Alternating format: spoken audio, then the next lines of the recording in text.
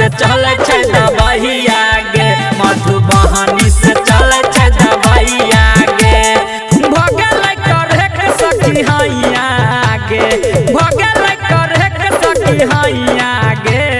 दरभंगा से चले छै दबैया गे मधुबनी से चले छै दबैया गे।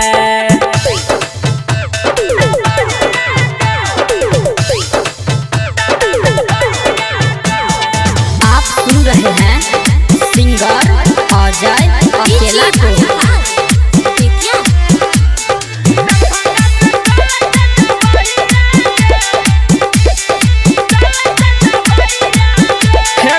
जाके हम यार कर लिए एक सारा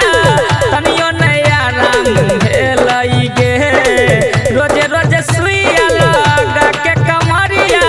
लागे छै सुन भ गेलई गे ये सच सुना जाके हम यार कर लिए एक सारा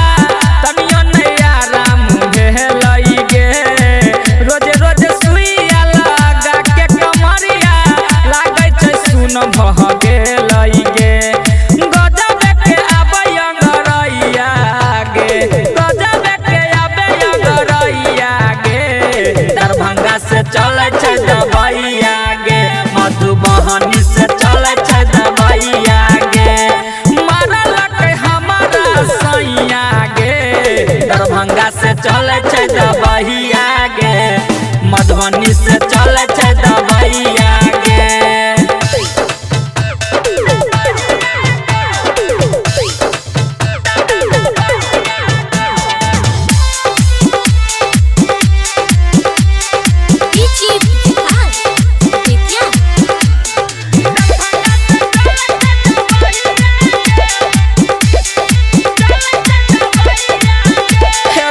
नमक पानी गरमा के गे सखी धुए छी साझे और भोरे गे बनल हाथा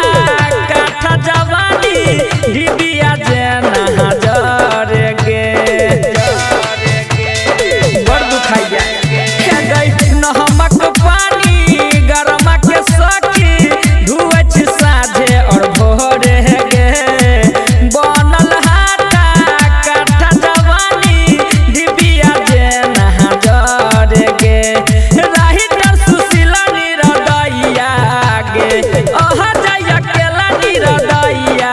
दरभंगा से चले छै दबैया गे मधुबनी से चले छै दबैया गे मारल के हमारा सैया गे दरभंगा से चले छै दबैया गे मधुबनी से चले छै दबैया गे बड़ मार मारलखन।